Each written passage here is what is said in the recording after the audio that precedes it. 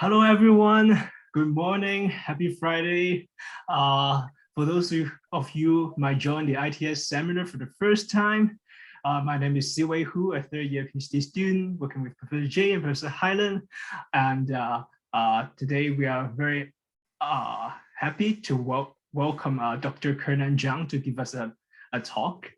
Kenan received her bachelor degree at Tsinghua University in 2014 and received his master's degree in Carnegie Mellon University in 2015 and his PhD at Northwestern in 2021. And he is currently a postdoctoral researcher at ETH Zurich, and she will become an tenure-track assistant professor at EPFL in December of 2023. And during my two-month visit at Northwestern, I worked with Kenan and also Marco, and Kenan is a great mentor, also a great chef, I would say. She's always kind to people, and she's always knowledgeable, is ready to help. So happy to have Kenan speak with us.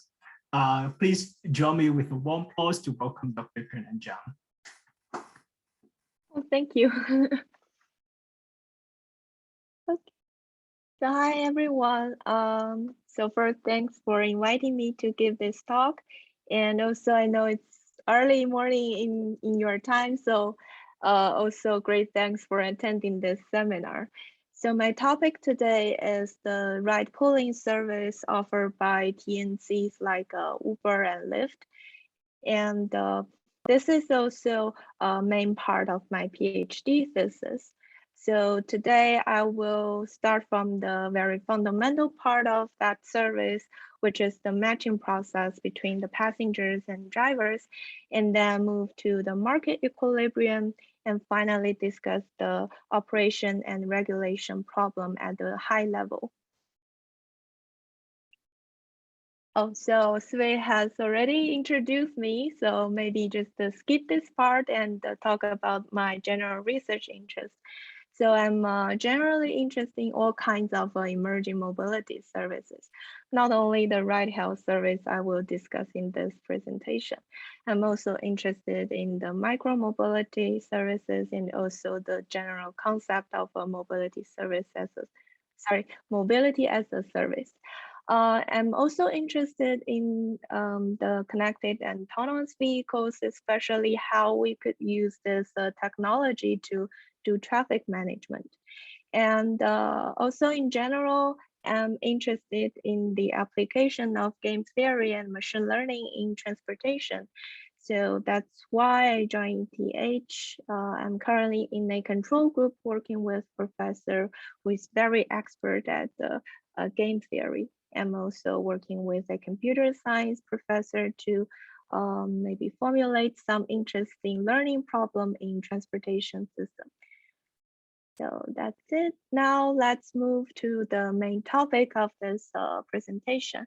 So when I talk about ride-hail service, I'm referring to the on-demand mobility services that provide door-to-door trips.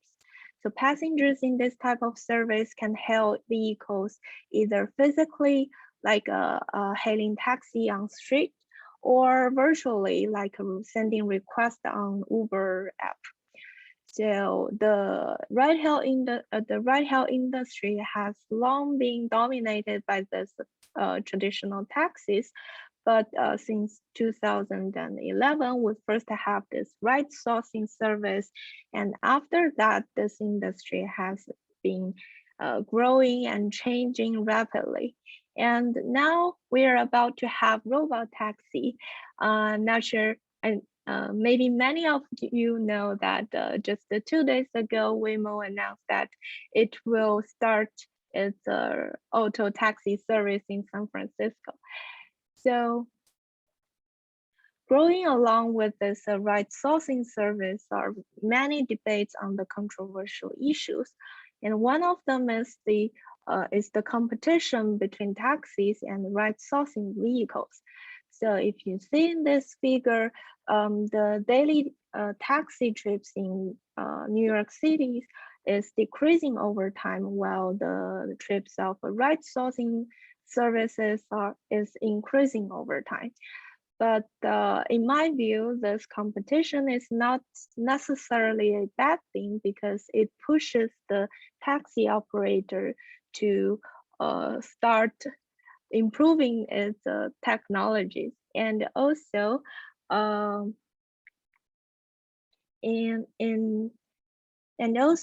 our in one of our study, we also show that these taxi drivers actually have a competitive advantage in the high demand area. So what I think is more controversial is actually the congestion impact of this ride sourcing vehicles. So at the very beginning, the TNCs claim that they can help reduce car ownership, but in fact, this is not happening. So if you see the left figure here, the number of vehicles per household in New York City is not decreasing, it's still increasing over time. And meanwhile, we see a decline in the traffic speed in lower Manhattan, along with the rapid growth of ride-hail vehicles in the city. So another example is given by the figure on the right. So this is from a counterfactual analysis of San Francisco.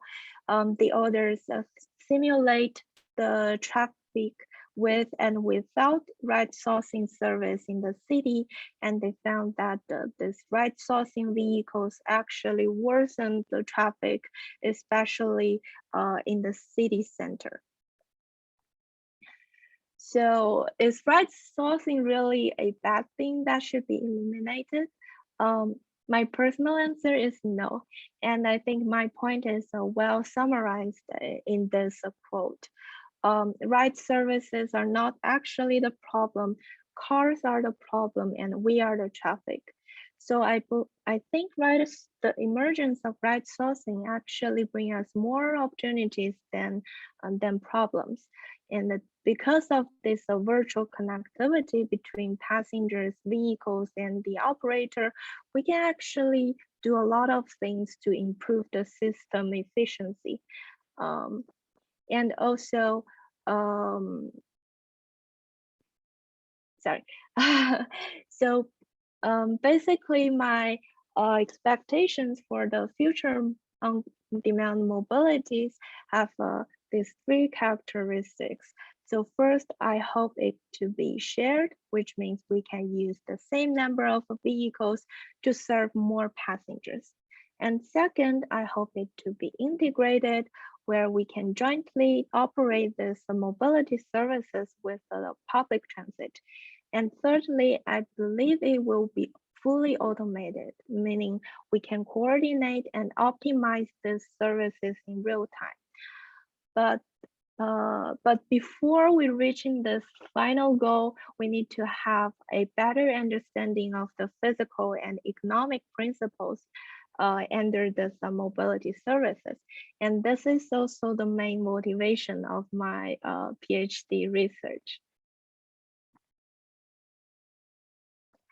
So this slide shows the very general research hierarchy of my work. So we always consider the four main stakeholders. Excuse me, Kenan.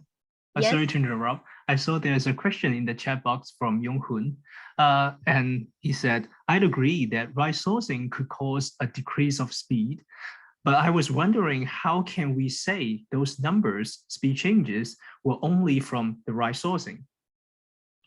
Yes, that's a good question. I think that's also the main objective of that counterfactual analysis in San Francisco. So basically, they want to create two model, one with the same demand pattern, one with ride sourcing and one without ride sourcing. So if travelers do not have the option of ride sourcing, they may drive their own car or take public transit. So the result is based on this counterfactual simulations, and that gives you the real difference made by this ride sourcing vehicles. Did I answer your question? Thank you. Thank you for answer. So the situation in San Francisco will be kind of stabilized for several years, right? That's the assumption, right? Stabilize, or what do you mean stabilize? So we can only say the on and off of ride sourcing would be the only factor of the change, and there was not so many changes in the San Francisco traffic situation. So that's the assumption, right? Well, based on my understanding of that paper, they are trying to control all other factors. So they only basically do the control all the change in the transportation network in the demand pattern and see what is the difference. So it's simulated. Yes, that's why we need to simulate that network. Got it. Understood. Thank you. Thank you. Okay, back to this hierarchy. We have 4 stakeholders: the drivers, the passengers, the operator, and also the regulator. So we always start from the very fundamental part, which is the physical matching between passengers and the drivers. And we want to emphasize that this matching is different in different type of services. And I will discuss this point later. And once we have this matching, we can establish the market equilibrium. On the supply side, we have drivers decide whether to join the market to serve this ride health trips. And on the, sorry, did I say demand side? Sorry, on the supply side, we have drivers, and on the demand side, we have passengers choose whether to use this ride health service. Once we have this market equilibrium, we can formulate the operational problems for the platform. And in our analysis, we mainly focus on the pricing, which is how much the platform pay to the drivers and how much they charge from the passengers. But we can also use the same framework to study the dispatching problem, which will also affect the matching process. And finally, on top of that, we have a regulator designing different policies to improve the system performance to maximize the social welfare. So my presentation today is also following this hierarchy. We will first discuss a physical matching model. I will present the general model and show how we can use this base model to consider the matching process in pooling service. After that, I will present an aggregate market equilibrium model with a single platform. So I start with the market equilibrium and then formulate the problems to study the operations and the regulations. And after that, I will use the base model and do 2 extensions. One is to study the inter-platform competition, and the other is to study the congestion management. Any questions so far? If not, we will move to the first part. Oh, Kenan, I saw a question from the chat from Eduardo. He said, yes. The increasing ownership in New York City show data until 2017. He asked, do you have any information in the last 5 years where maybe there might be some relevant information in the impact of mobility in terms of the ownership?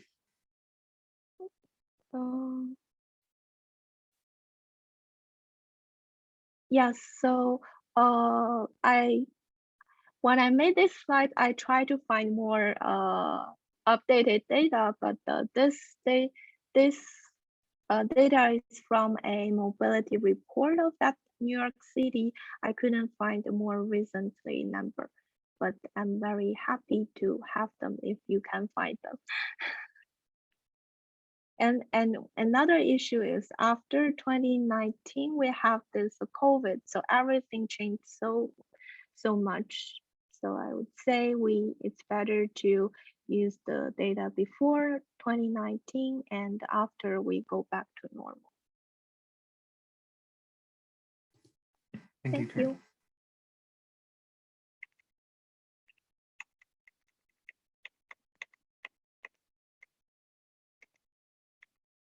Okay, so the matching in RightHealth. So the main objective here is to develop a general mapping from the matching input to output. So we are not trying to solve a specific matching problem like assignment problem, but we are trying to find a function that give us the average passenger wait time or matching rate as a function of the waiting passenger and vacant vehicle number. So in the literature, there were basically three approaches to develop this matching model. First is simply assume the matching is frictionless. So the number of a matched trip is just the minimum between the waiting passengers and the vacant vehicles. And the second one is to assume a functional form for the matching function. And they commonly use the function is Cobb-Douglas function, which is draws the analogy between matching and production in economics. And the third one is to adopt a queuing model, like where we have passengers or vehicles waiting in the queue, and the arrival rate of the other part is just the service rate in the queue. So what is still missing in this three approaches is first, it's still missing the physics.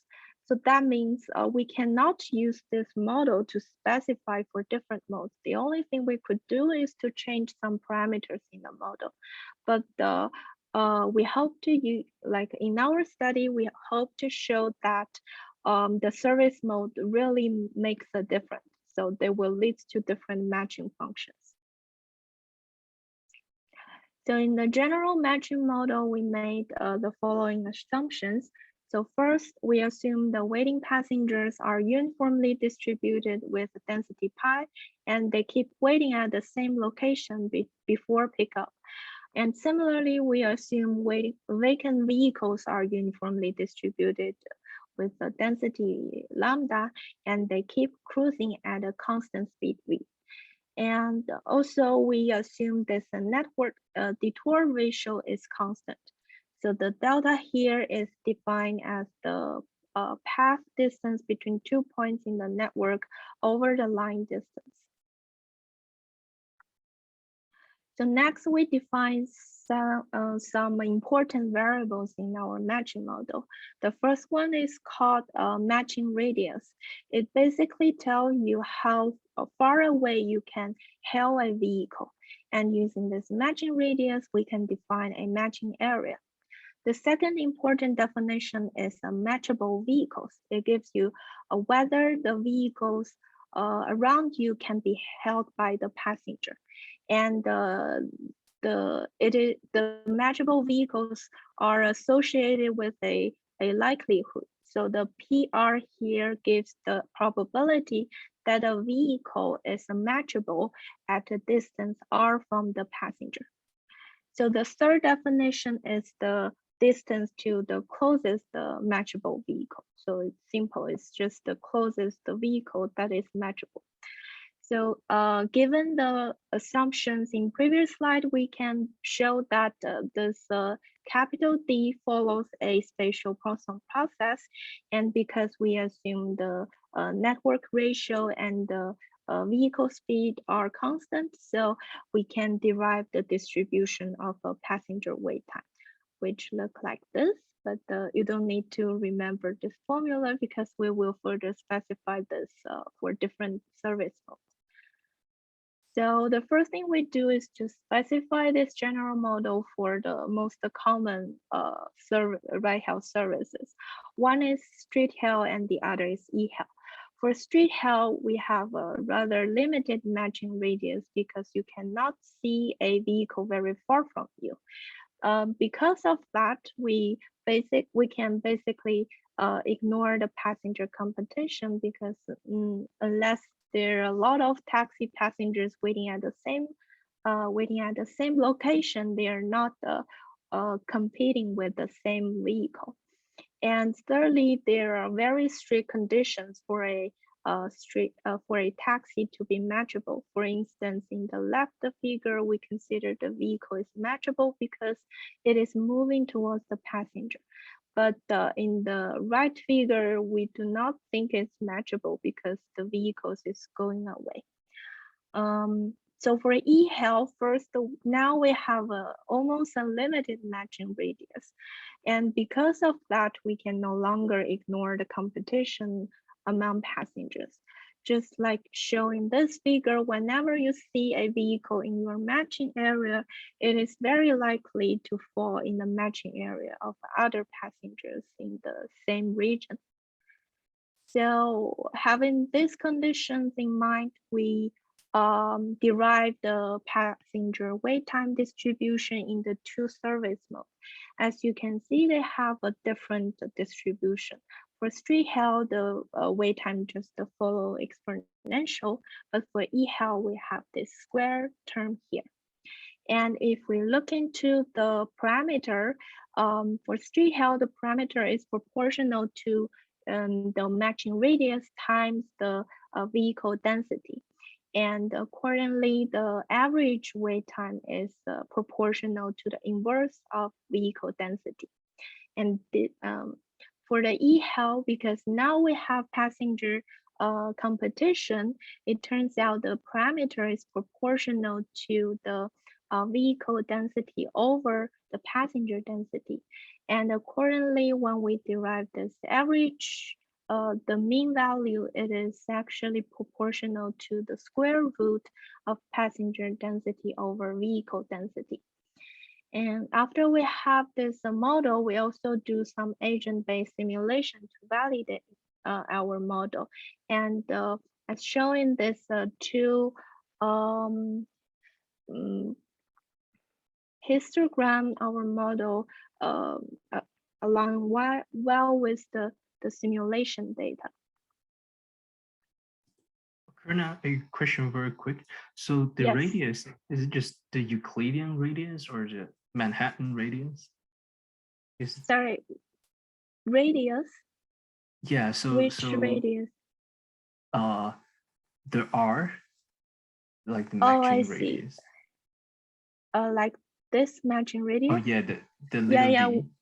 We think here is defined as the Euclidean. So that's why we need this network detour ratio to transfer it back to the real travel distance. Oh, I see. Yeah, thank you. Yes. So now let's specify this general model for pooling. So we consider a scenario where there's a platform serving both solo and pooling rides, just like Uber X and Uber Pool. And we consider passengers are picked up at their trip origins. So this is just a regular Uber Pool, not express pool, where the passengers are asked to meet at the the two passengers are picked up at a meeting point. And thirdly, we assume the pooling part only happened in the matching process, so there's no in-route detour considered in our in this current study. And we also introduce more assumptions. First, we assume each pooling ride is shared by two passengers, and the passengers waiting for solo and pooling trips are also uniformly distributed with the densities pi s and pi p. Finally, we assume the trip starts when both passengers are on board, so they have the same wait time. Karina, I saw there's a question in the chat from Professor J. Yes. Yes. Was the agent-based simulation on a network or in a continuous space? It's on a network. So basically I use Maxine. So I import the grid network and I run simulation on that grid network and compute the aggregate measures of passenger density, vehicle density, and wait time. Oh, thank you for addressing that. Is it the Shenzhen network or? No, I just use the grid network. Oh, not grid the network real method. network. Yes. Oh, I see. Yeah, thank you, Kenan. Yeah, so let's see how our matching model gives us the passenger wait time for the solo and pulling trips in this scenario. So we first see that the solo wait time is very similar to the regular e-hail service, unless here we replace the passenger density with this effective passenger density. And it is computed as the pi s plus half of the pi p because each pulling passenger only contributes to half in the passenger competition. And for the pulling part, we actually have two parts in the passenger wait time. The first one is the time to pick up the first passenger, and the second one is the detour to pick up the second passenger. And the pickup detour can be derived in a similar way, and it really depends on the pulling passenger density in the market.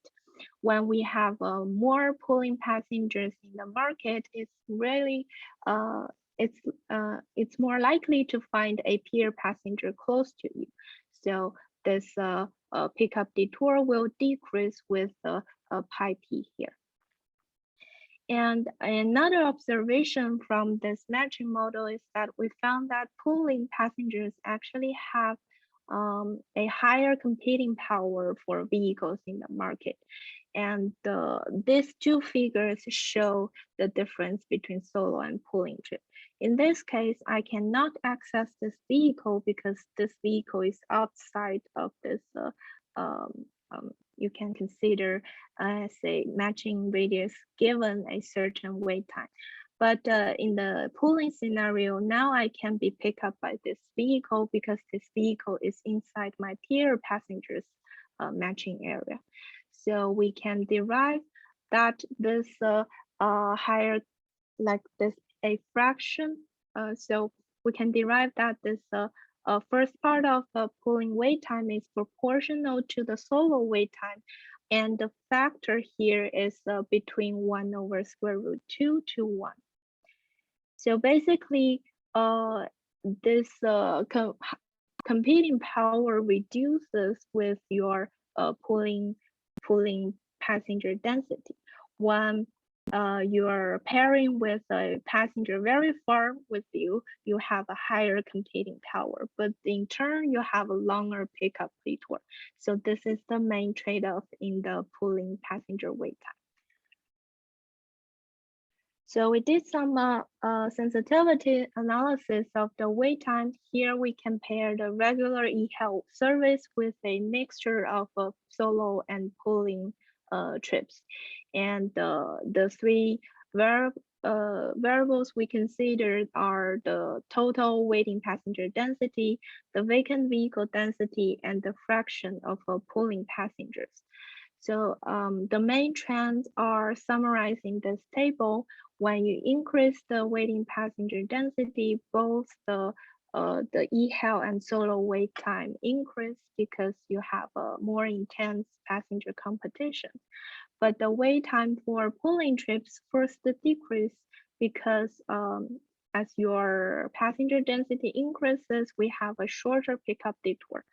But as the passenger density keeps increasing, then we still have an increasing pulling wait time because now the market is too congested with passenger.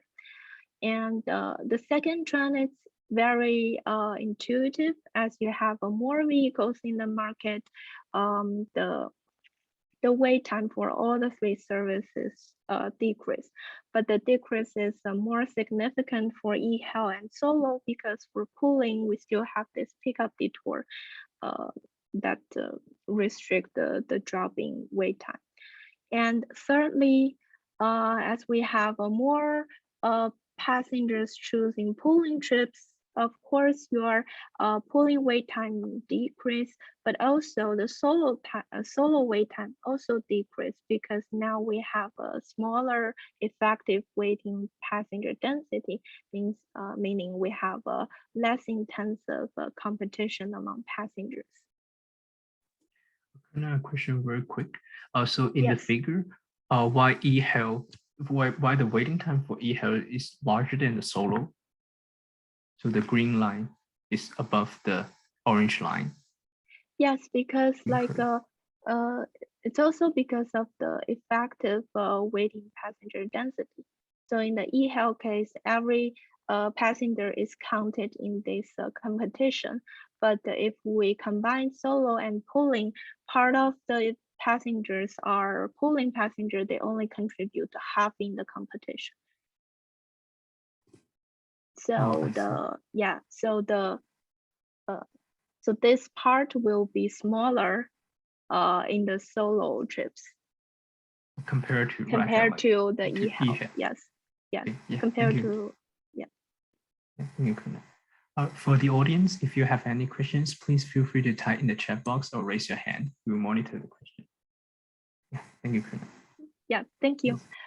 So now we have this physical matching model ready. We now establish the market equilibrium. So we start from the very simple scenario where there's only one platform in the market and the market is aggregate. So the platform sets different prices for the solo and pooling trips, and it also determines how much they pay drivers based on their occupied time. On the demand side, the passengers choose among solo, pooling, and transit based on the trip fare and level of service. And on the supply side, the drivers decide whether to join the service based on the average earning rate. So if we put them into formulas and the notations, we have a trip fares denoted by Fs and Fp, and we have this compensation rate, which is how much, which has compensation rate eta, which tells you how much you pay for the drivers. And in the demand model, we define this generalized cost based on the trip fare and also the wait time and trip duration. And the view here is just the value of time. And we can define any type of a demand function, but now we use the, we need to give this total demand D0. On the supply side, we first compute the average earning rate, which is the compensation rate times the occupancy rate. And then we can plug it into a supply model where the S0 is the potential supply. Okay, I think there's a question. Yeah, I could read it out to you. So there's a question from Nav. I have two questions. The first one is, was the matching problem run only for a single time step or over a time period? What do you mean? So we are, as I mentioned, we are not solving any matching problem. We just want to give a very aggregate function. So given the passenger density and the vehicle density, what would be the average wait time? And this model is considered in a steady state.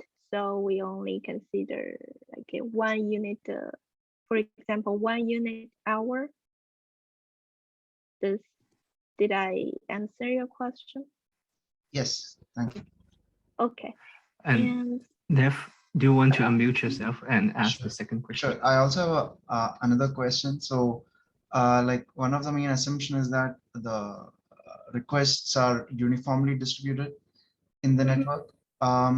Like what about the destinations of these requests? Are they also uniformly distributed? And like how crucial is the assumption of uniform distribution so as to for the waiting time results that you obtained in the end?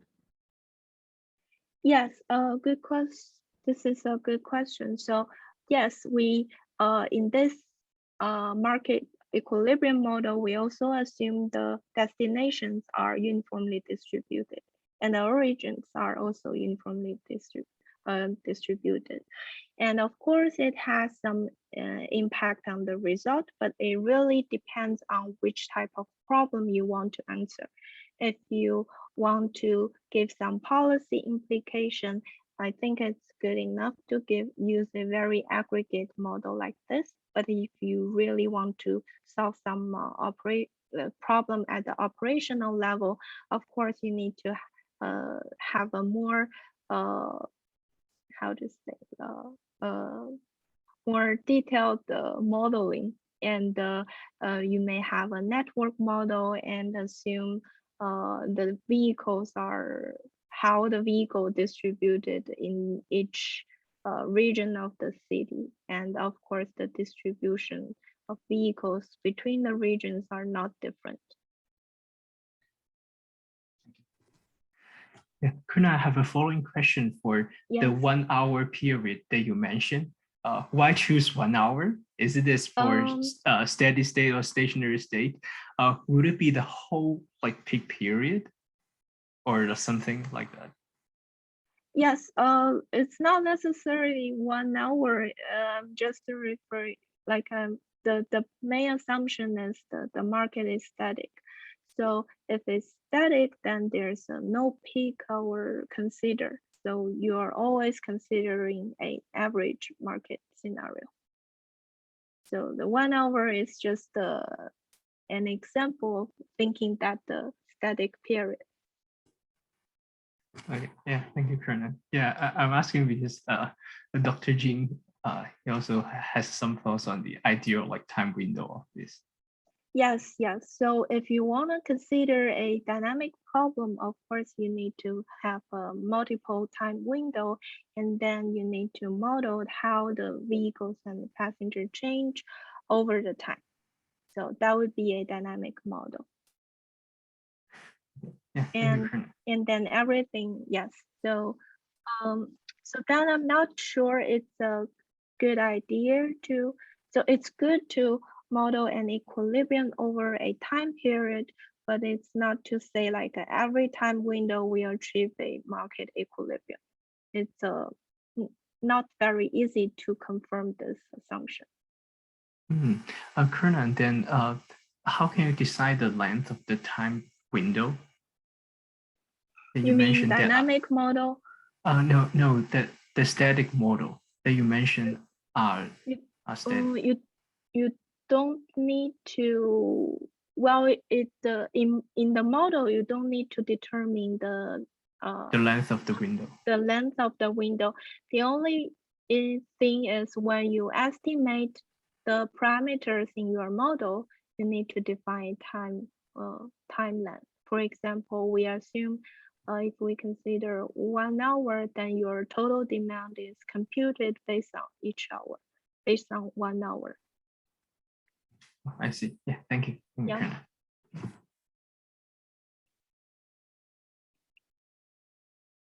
Okay. So we have these definitions of the demand and supply side. The next step is to solve this market equilibrium. We can show that given the platform's pricing strategy, this equilibrium can be formulated as a fixed point. So first, the fixed point is defined on the wait time. And once we have the wait times, we can derive the passenger demand because the other parameters are all assumed to be known and fixed. And once we have the demand, we can derive the vehicle supply because that gives us the vehicle occupancy rate. And with the wait time and passenger demand, we can compute the passenger density. And with the passenger demand vehicle supply, we can also derive the vehicle density using this flow conservation. And finally, we go back and we can update this passenger wait time. So this gave us the entire loop, and it can be shown. So it shows that this equilibrium is actually a fixed point of our wait time. And under mild condition, we prove this equilibrium always exists, and that this equilibrium can be solved by fixed point iteration. So this slide shows the result of sensitivity analysis of the market equilibrium against the total demand, the potential supply, and the in-route detour, which is defined as the difference in trip duration between the solo and pooling trips. And again, I summarize the main trends in this table. When you increase the total demand, of course, your solo ride becomes less attractive because we have a longer waiting time for the solo ride. And for pooling, similar to the wait time, we first observe an increase in pooling demand, and then that pooling demand again decreases because there are too many passengers competing in the market. And for potentials, as the potential supply increases, of course, we have more people choosing solo and pooling ride, and the increase in solo ride is more significant. And finally, we found the pooling demand is really sensitive to this in-route detour. As you can see in this figure, as the in-route detour increases from 0 to 7 minutes, the drop in mode share is more than 20%. And it also explains why in practice, we normally have a relatively low pooling ratio. Okay, so now we have this market equilibrium, and on top of that, we can study different operation and regulation problems. So in this study, we mainly focus on the pricing. So we formulate two optimal pricing problems.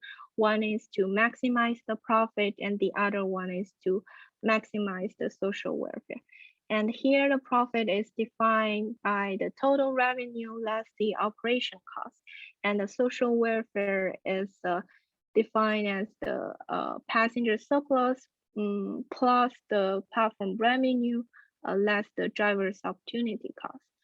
And here the passenger surplus is computed as the saving when we have ride-hail service in the market. So the UT is the general cost of a transit, and the U bar is the average general cost at the market equilibrium.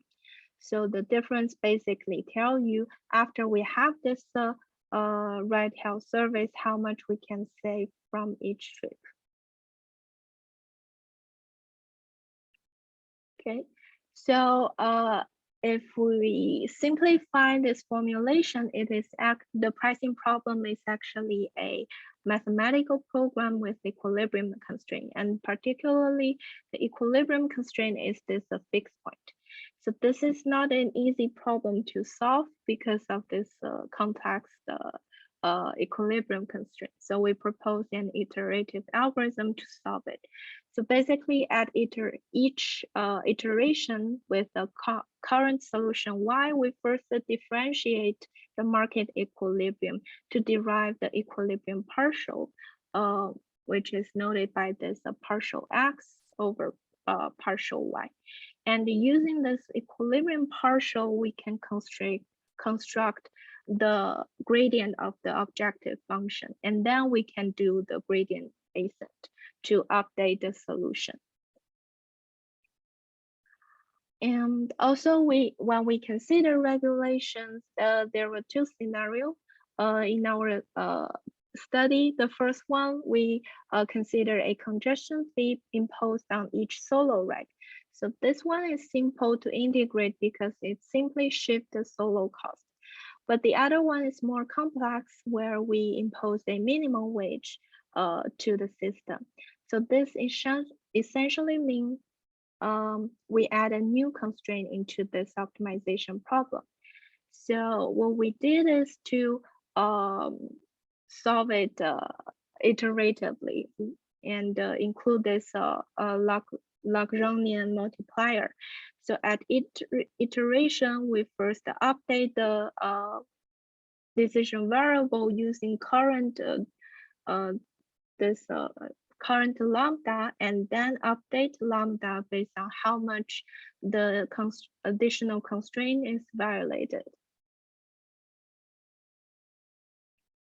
Okay, so this slide shows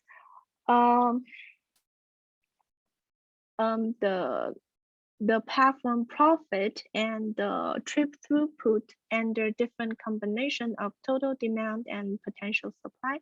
And here we compare 3 operational strategies.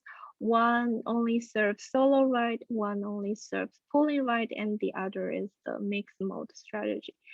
So the trend is again summarizes in this table. So basically, in most scenario, we found the mixed mode strategy can achieve the highest profit and also the trip throughput.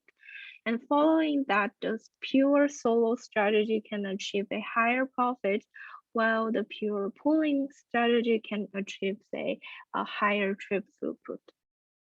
So this result also indicates that the platform indeed has some incentive to serve pooling trips, but the platform's desired pooling ratio may not align with so that the platforms of desired pooling ratio may not align with the regulator. So in the following slide, I will show how this pooling ratio could affect with respect to our to different regulatory policies. So the first thing we do is to study this. Sorry, how much time do I have? Oh, we still have like 40 minutes to the end. You could okay. manage yourself. Maybe I can speed up a little bit. Sure. Okay, so basically, the first thing we study is this impact of a minimum wage, and we consider 2 scenarios. The first one is the platform. The first scenario is short term, where we assume the platform cannot change this potential supply.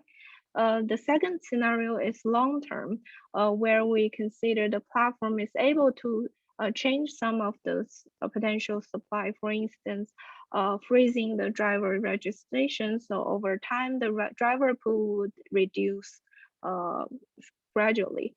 And in these 2 figures, we compare the market result without any regulation, the short-term and long-term cases, and also the market under social optimal pricing. In the left, we compare the social welfare, and to better illustrate, we normalize all values based on the system optimal social welfare in different, and each group shows a different combination of supply and demand.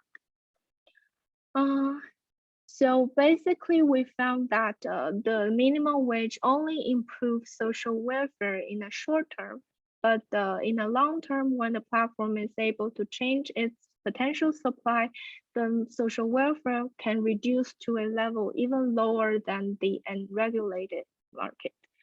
And the other observation is that when we have this minimum wage policy, the platform has incentive to discourage pooling, because it needs to serve more solo rides so that it can consume the induced supply from this minimum wage policy. And in this extreme cases, the platform actually eliminate all pooling trips. Okay. And we also test the congestion fee, where we assume like each solo ride is charged an additional $1. and also a joint policy which combine the congestion fee and the minimum wage. Maybe I can directly jump to the summary. So basically, in the third experiment, we compared the congestion fee and the joint policy, and we found that the congestion fee imposed on each solo ride increases pooling ratio, but it doesn't help improve social welfare. However, if we have this joint policy, we can actually improve social welfare as well as the pooling ratio. And the other three bullying points are basically result from the other numerical experiment. We show the pooling can help increase both the platform profit and trip throughput, and also the minimum wage is not may not be a very good policy if we consider the platform can change its potential supply in the long term. Okay, so now we can move to the third part of this presentation, which are two extensions from the base model. The first one considered the inter-platform competition, and basically we are solving a pricing game, and we assume there are two platforms in the market. So there are two considerations in this problem. The first one is whether these two platforms have same or different operational strategies. Like Uber and Lyft, they basically have the same service, but in New York and Chicago, we also have the platform called Via, which only serves pooling trips. And the other consideration is whether there's a common regulation imposed on the market, for example, the minimum wage. So if there's no regulation, the result of this pricing game can be defined by this Nash equilibrium, where no platform can further increase its profit by unilaterally change its pricing strategy. Well, we have this regulation, it is defined as a generalized Nash equilibrium. So the definition is almost the same, unless here we have the pricing strategy chosen from an interdependent visible set. So this just to show how we solve this Nash equilibrium and the generalized Nash equilibrium. I think the math is not very interesting here, but the most interesting part in this platform competition is these two different supply modes. So if you used to take Uber, you may often find the Uber driver also have a sticker of a Lyft driver, a Lyft sticker. So basically, many drivers are multi-home. They just log on both Uber and Lyft and log off it once they get a request from one company. So in this study, we consider this two extreme cases. In the single homing cases, we assume each driver only joins one platform. So each platform has its independent vehicle supply. In the multi-homing scenario, we assume the driver joins both platforms based on the average earning rate. So essentially, the two platforms are sharing the same vehicle supply. So how that makes the difference in the matching Sorry to process? interrupt, Fernand. I saw there Yes. are two questions in the chat box. One is from Professor J. And can you go to the slide 22 or 23? And Jay's question says, it said based on, can you go to slide 22? 23. Yeah, the question is based on the Chicago TNC data, but what was the network context? Could you clarify? So because we are considering an aggregate market, we don't put any network in the model. So we just aggregated all the demand and estimate parameters based on this aggregate market. Is that clear? Oh, okay, thanks. Yes. And another question I think is related to the Nash equilibrium. and it's from Chanchen. It said, do multiple equilibria exist in your case studies? If yes, which equilibrium is more preferred? Yeah, that's a good question. So basically, by definition, we could have multi-equilibrium, but at least in our numerical experiment, we haven't reached any equilibrium, reach any multiple equilibrium. But in theory, there might be multiple equilibrium. And there are also different type of equilibrium, stable ones and unstable one. Normally, if you do fixed point iteration, you can only find the stable equilibrium, but that are also preferred one, right? You are not basically we are not considering unstable market condition. Thank you.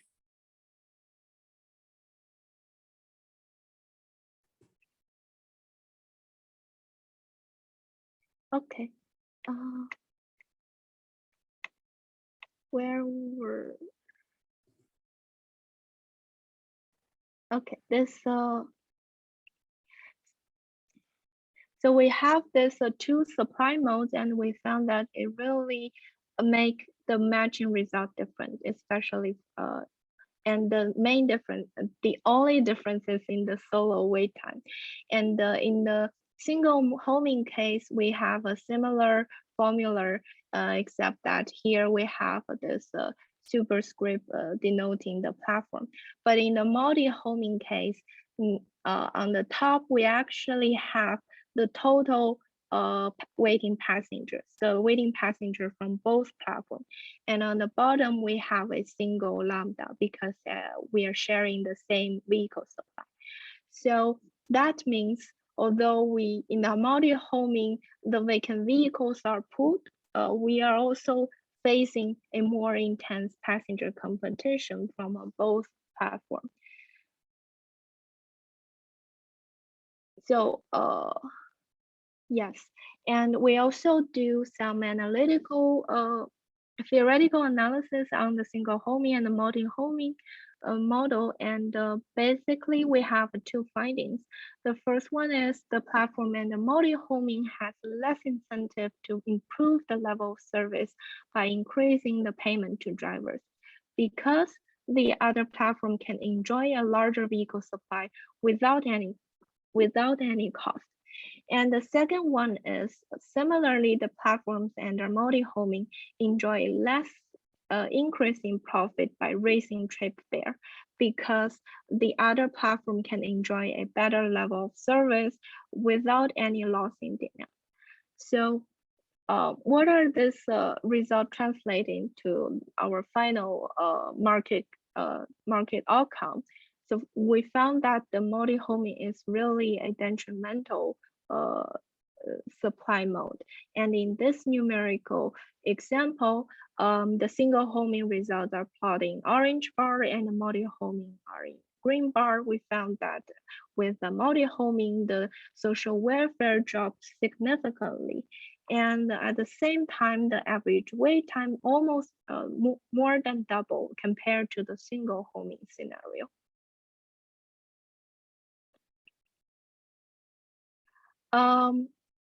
So if you recall a theoretical analysis, we have this pool for performance because the platform has less incentive to increase their price and also increase their payment.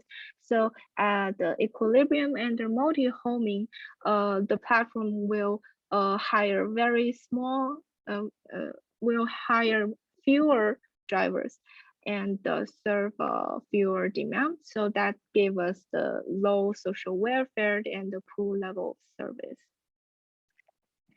So in the single platform scenario, we say that the minimum wage is not good because it induces a large vehicle supply, but this actually becomes a remedy for the multi-homing scenario, but because it helps us sustain the vehicle supply in the market.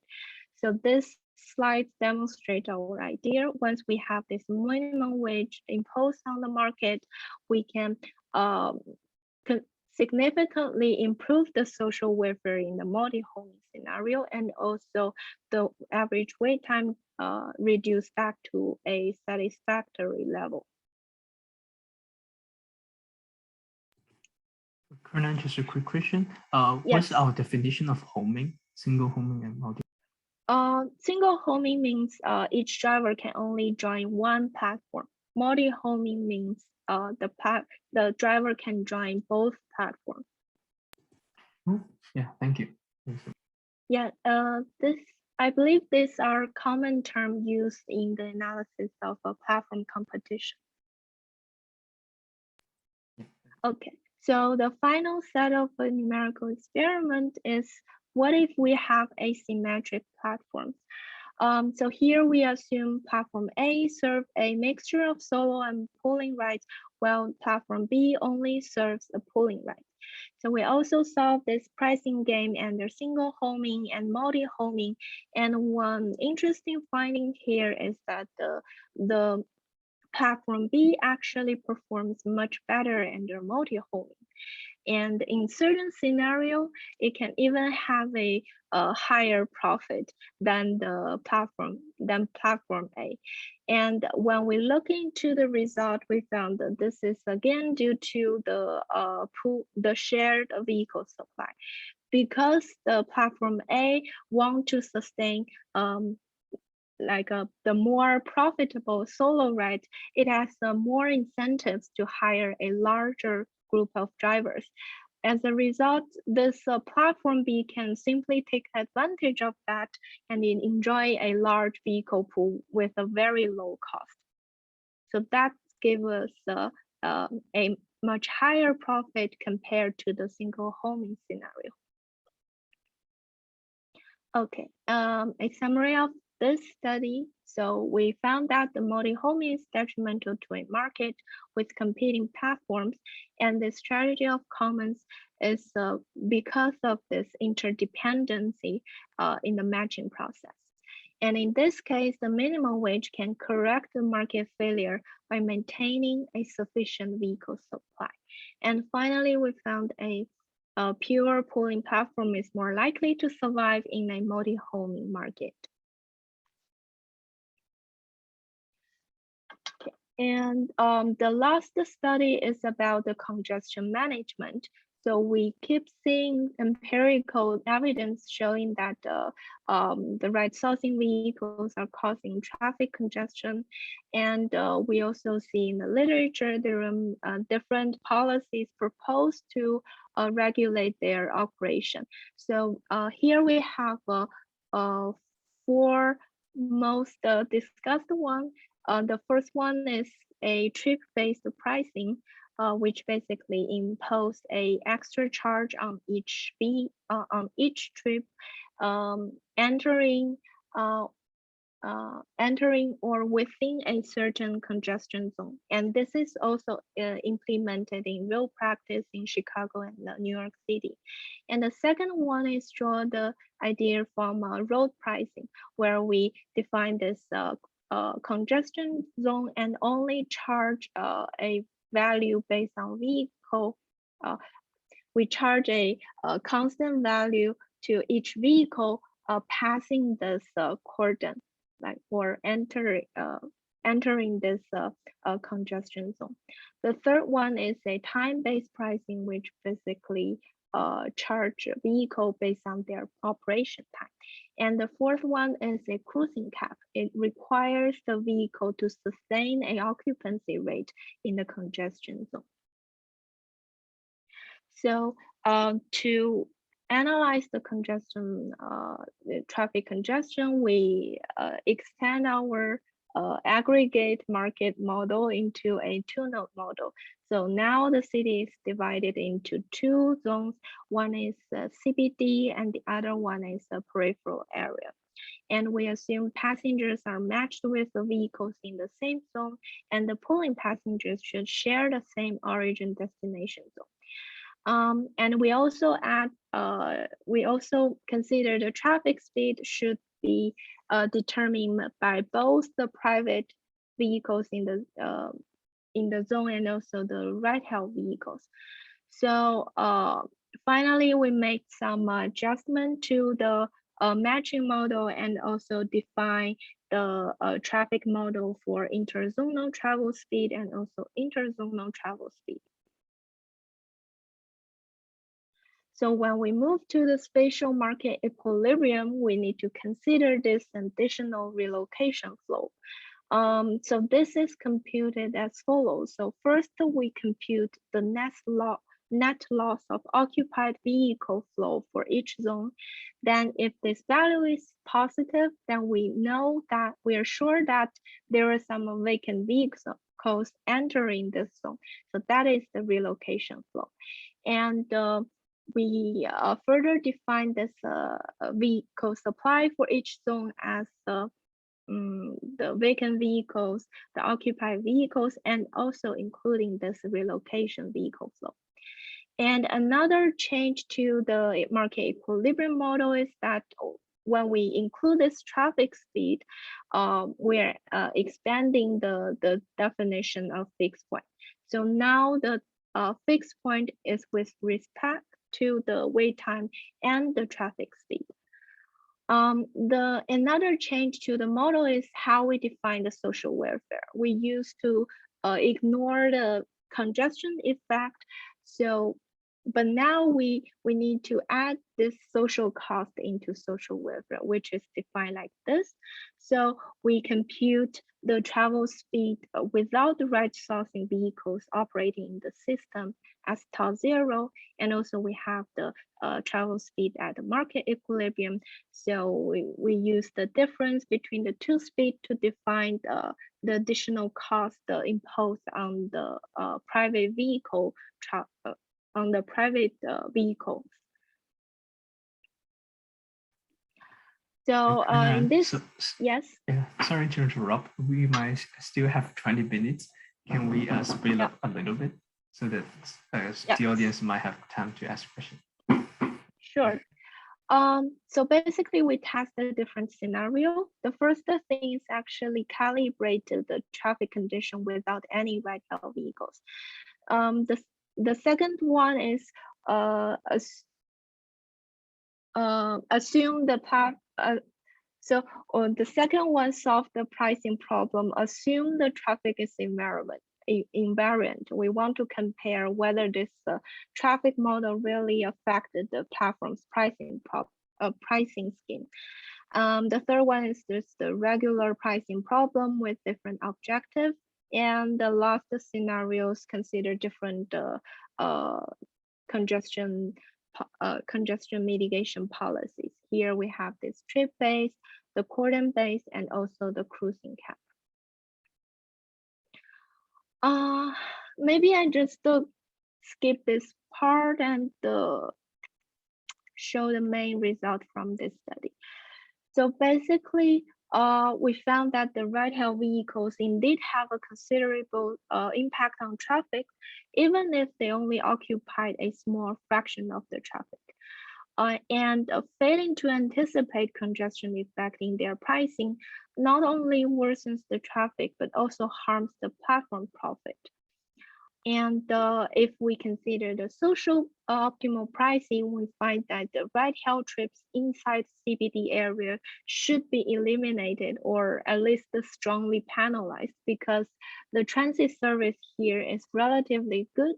So the extra benefit brought by a ride-hail cannot offset the extra cost imposed on the extra congestion cost. And also we found the pooling should be encouraged for interzonal trips.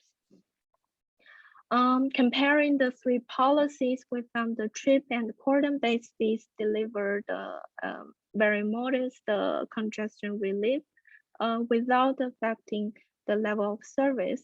But the third one, the cruising cap, although it reduces the most congestion, but it also counterintuitively induces more trips in CBD area. And this also caused a great loss to passengers, drivers, and also the platform. Okay, this is just a summary of my presentation. We start from the very basic matching process, then establish the market equilibrium. We start from the very simple scenario with aggregate market and single platform, then move to two platforms, and then move to a spatial market. And we have studied the operational problem, mainly focus on the pricing, and also study different type of regulations like minimum wage and congestion fee. Yes, with that, I will just end this presentation. Hope we still have some time for questions. Oh, thank you, Kenan. Thank you. Please join me in the thank you applause for Kenan. Thank you for giving us a talk when you are in a conference. Yeah, and any questions from the audience? Please feel free to raise your hand or type your questions in the chat box, and I will read out to Kenan.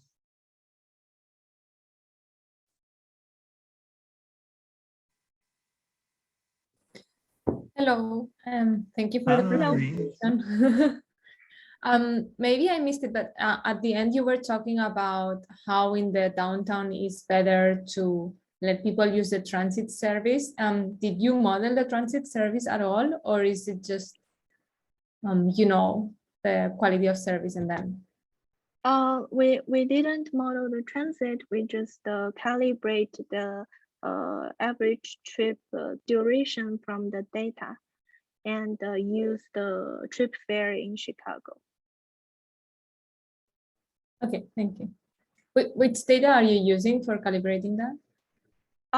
So basically I use the Google Map API. I query the travel time, the transit travel time between different zones, and yes, and aggregate them based on the demand pattern.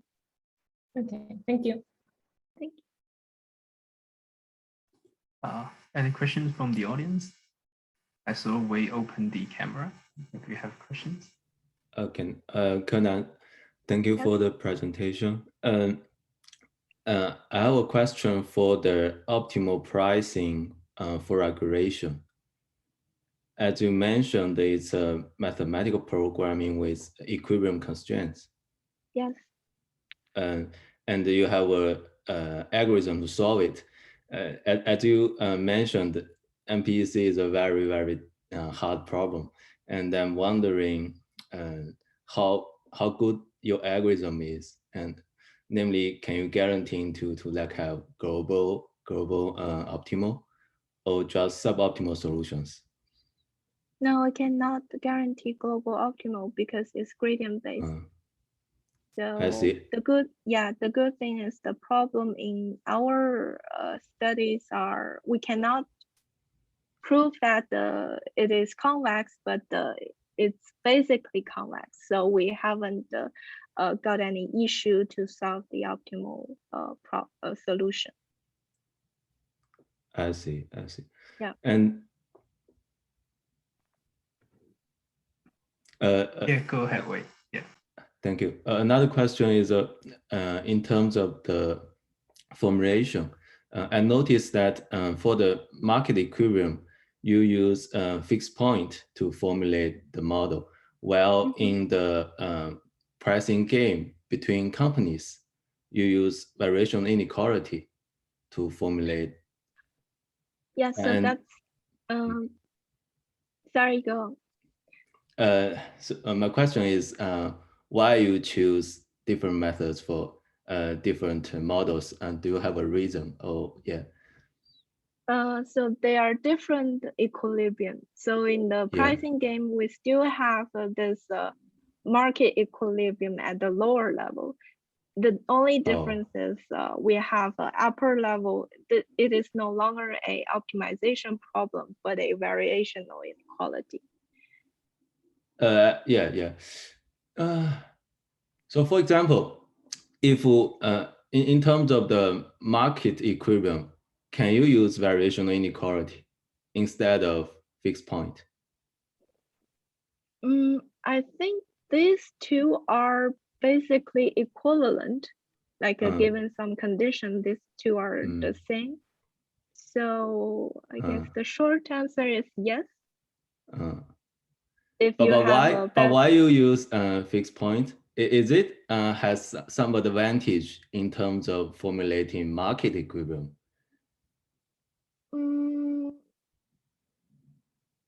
I don't think it's just easier for interpretation. So when I have those demand function, supply function, waiting time function, we put them together, we realize it's a fixed point. I think that is the intuition of using fixed point. I see. Thank you. Yeah. Question from the audience. I saw Professor J unmute. Professor J, might have. Hi, Kenan. First of all, very interesting presentation. Thank you. It's a different view at a macro level to the problem than what we do at UCI, both Mike Highland and myself, and Eduardo, who's here as a PhD student, is also modeling multiple I guess multiple TNC operations for ride hailing, etc., and trying to see, but that's in a network context with actual matching algorithms, etc., etc. So you have macro models, for this. Various questions come to my mind. Have you actually cross-checked this with a real network, with actual, TNC operations, with everything else like network congestion and traffic signals and blah blah blah? What kind of what results do you think may not hold up, and what do you think will hold up? I'm just curious. Yes, the short answer is yes, I've tried. Because I mentioned that agent-based simulation. So after I have that simulation, I can basically run the operations, right? And I actually integrate the optimal pricing problem into that simulation. But that simulation was still an idealized sort of network, continuous space. There is a network there. Yes, there is a network. What I noticed was that you had excellent sort of match in terms of your, I guess, Poisson assumptions of the probabilities, basically. But that was maybe in a sense expected in a continuous space where you overlay a grid network, for instance. But things like the shape of an urban area, like Manhattan being like a long thing, and Chicago having only like a half circle, and various cities having different. If you take Dallas, it's like or Dallas Fort Worth is different. I wonder what would happen if you compare with an actual real network with the operations of TNCs. Any sense, any idea at this point? So I've tried to implement that the entire the operations in a, can't remember it's a core. So I work with the research team at Ford. They have a matching demand model for a region besides Ann Arbor, and I use that network. So the only thing I could ensure you is that if you imported this very high level aggregate pricing model into that simulation, you can indeed see that the platform profit increases as you update your pricing policy. But I'm sure the result is not optimal, but at least the trend is correct. The model is telling you good direction to update your pricing strategy.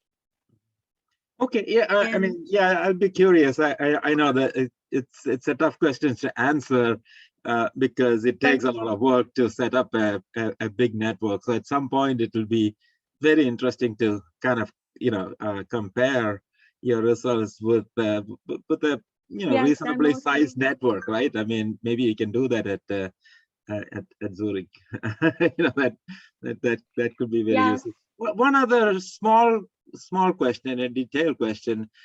You talked about the origins being uniformly distributed and destinations being uniform, but these two are actually correlated variables in some sense.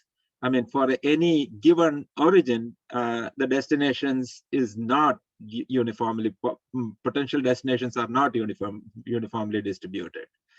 For any given origin point, for instance, that is, so if you pull a random number for the origin, you can no longer pull a uniform random number for the destination because they're correlated. As you go farther away, there are less and less chance, with a gravity model or whatever you want to think of in terms of trip distribution, right? So any comment on that?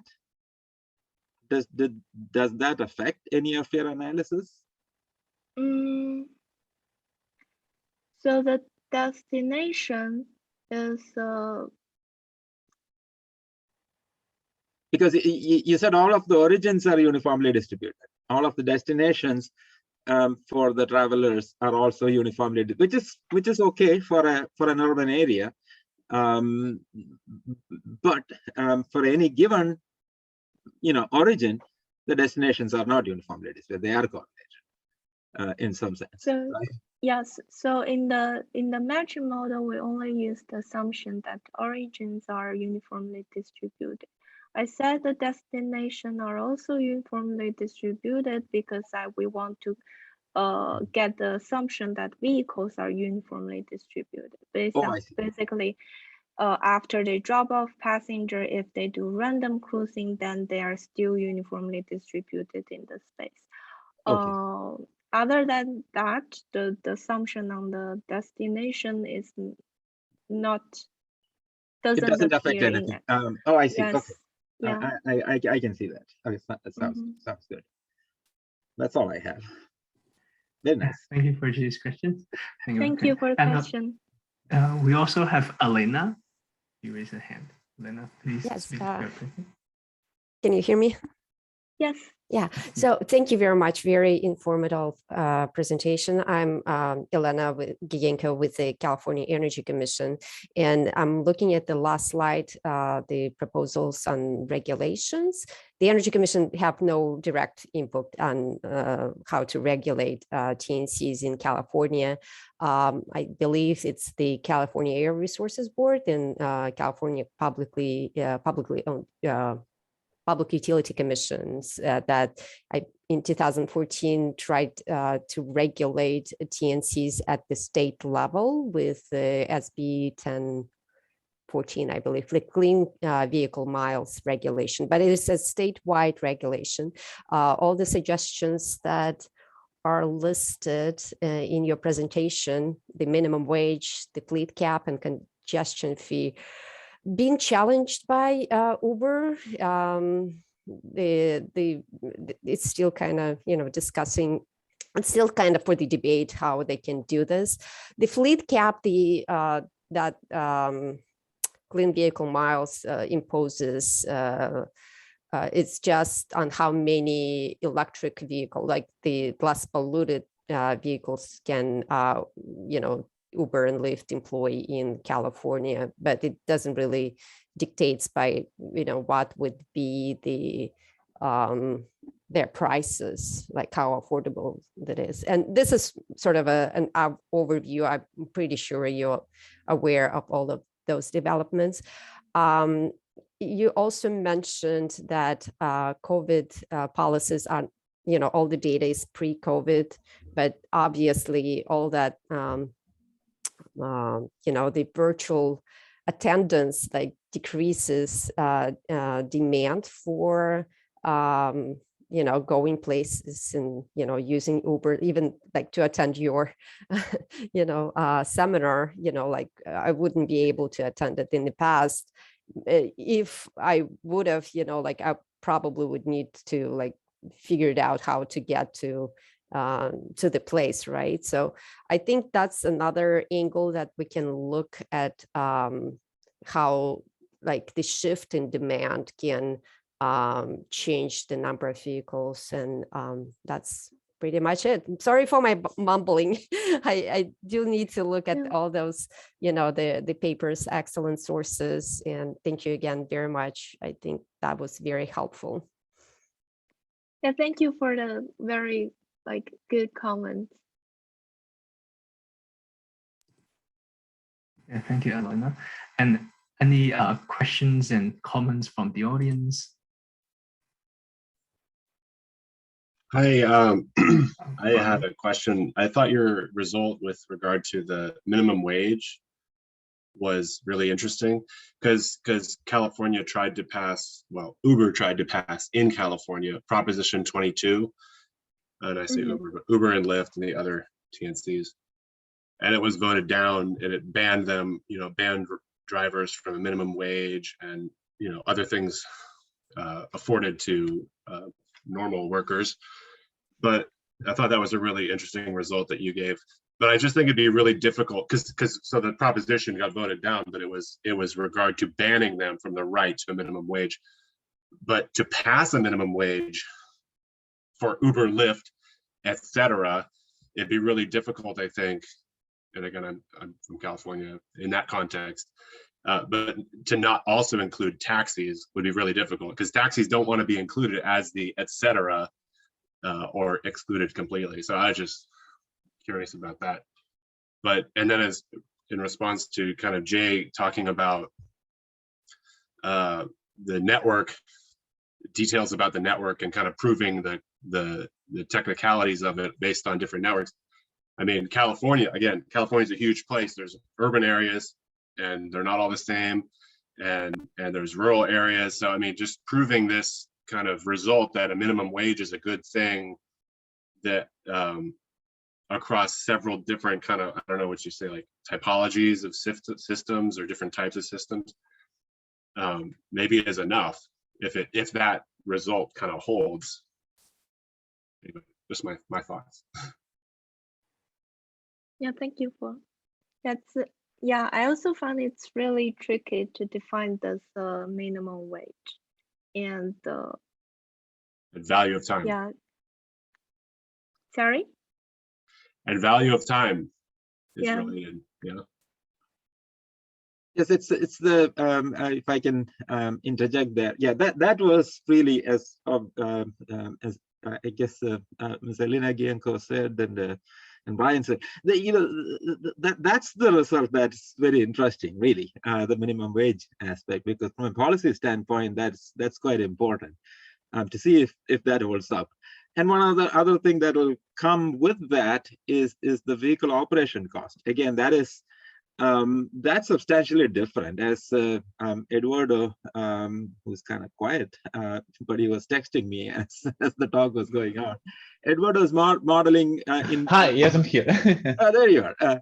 I know you are modeling, Eduardo, the actual cost of the vehicle operation, because now the vehicles are being used a lot more by these drivers. So, the effect of that, I think it sort of comes in your analysis, but I'm not sure how well. Any comment, Kenan, on that? Because they're running their cars to death. So a life cycle costing of the vehicle operation is also important. That probably should be connected to the wage aspect. So not everything is the wage, So and I noticed that Uber rates have gone up tremendously. I flew into LAX 3 days ago from abroad. When Uber started, the greatest thing was that now I could come from LAX to Irvine for as little as $55 on one Uber trip, while the taxis were costing 150 or 200 plus. And then I looked at Uber, the minimum Uber rate, this when was it? 4 days ago, was $210. $4 times the minimum that I had seen Uber charge me just about 4 years ago. So it has gone up tremendously. And Lyft took me in the end for $130.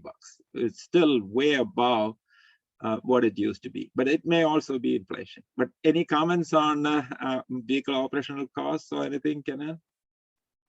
Yes, for the vehicle operation, I'm not very familiar with this part. Like in the model, we just assume every driver has a reservation earning.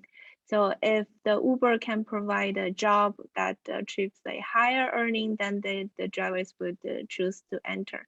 I think in the reservation earning, the operation cost is also included. As for your recent experience with Uber, I have exactly the same. So I used to travel a lot between the Chicago airport and my apartment.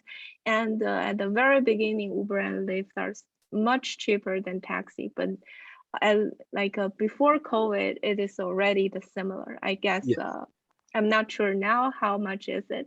I think there are two things. One is at the very beginning, Uber, they're just trying to expand market. They're using the money from the investors, so they don't really care the price. They don't really care about the profit. But now they are on the they have their IPO. They need to show the people that they're still profitable. So that is one thing drives up the trip fare. The other thing is pandemic. So at least I'm not sure about California, but in New York City, a lot of Uber drivers just leave the city. So there's always a loss of vehicle supply in New York City. So now Uber is much more expensive than taxis. Yes, and I think the answer is that they're not going to get anywhere till pooling really starts. This ride-hailing and ride-sourcing, I think, ride-hailing is not the way to go. They can't beat taxis in the end, because taxis also now have dispatching. They dispatch better. Yeah. They have Uber app with them, right? So yeah. So I think we are going to see more pooling, and if we don't, Uber and Lyft are history, fairly soon. That's just my thinking. All right. And also Uber is trying to pushing that food delivery part. That is now brings them more profit than the ride-hailing part. Absolutely. Yeah, thank you, Kenan, and thank you for all the questions from the audience. And there's a comment from Elena: during COVID, Uber makes up some revenue losses with Uber Eats, contributes to congestion. Yeah, thank you, Kenan, for your time. If the audience, if you have any further questions, please feel free to email Kenan for your further questions. And in the next 2 weeks, we will also invite Professor Paul Ong from UCLA. He will talk about the factors that create transportation disparities and structural racism and transportation. And then let's join me in a warm applause, and thank you for Dr. Kenan Zhang for your time and effort. I hope to see you next time in person. Thank you. Thank See you for soon. the audience. Have a great rest of the day and have a great weekend. See you next time. Thank you.